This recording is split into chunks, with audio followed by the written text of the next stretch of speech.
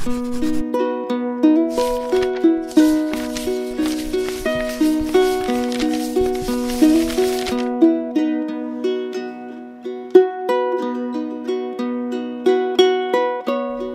with faith in your heart, and you'll never walk alone.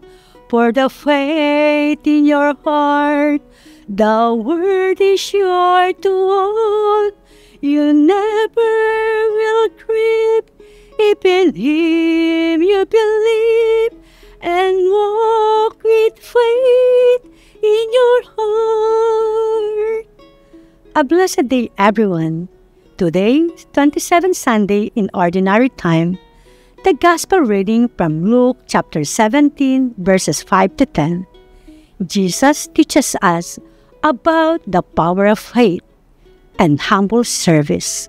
He says, if you had faith the size of a mustard seed, you would say to this mulberry tree, be uprooted and planted in the sea, and it would obey you. From Luke chapter 17, verses 6 to 10. Let us reflect on what this means for our lives and as a disciples. Faith is not about grand gestures, dramatic actions, flourishing acts, a spectacular demonstration, impressive moves, or miraculous signs. Instead, Jesus is not responding with a formula or technique. He's pointing us to the heart of faith, trust, obedience, and surrender. Faith is not about believing. It's about trusting in God's goodness, love, providence, and how we walk our faith, even in the smallest things. The mustard seed is a tiny seed, but it has the potential to grow into a large tree. Similarly, our faith may seem small, but it has the power to transform our lives and the lives of those around us. Jesus also teaches us about humble service. He says, so should it be with you when you have done all you have been commanded. Say, we are unprofitable servants. We have done what we were obliged to do. From Luke chapter 17, verse 10. We are called to serve others with humility and gratitude. We recognize that our abilities and talents are gifts from God, and we use them to serve others with love and compassion.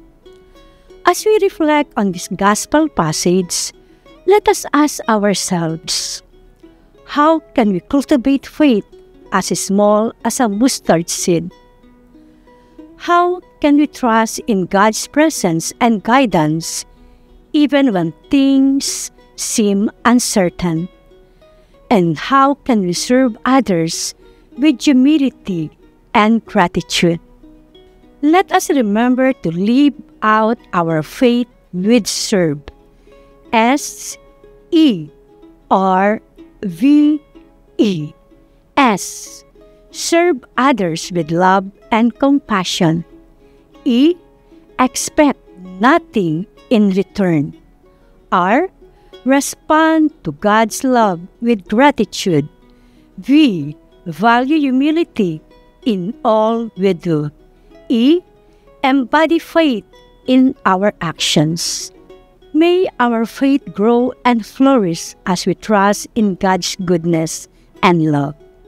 May we serve others with love and compassion, recognizing that our abilities and talents are gifts from God. Amen. Si Diyos maasi.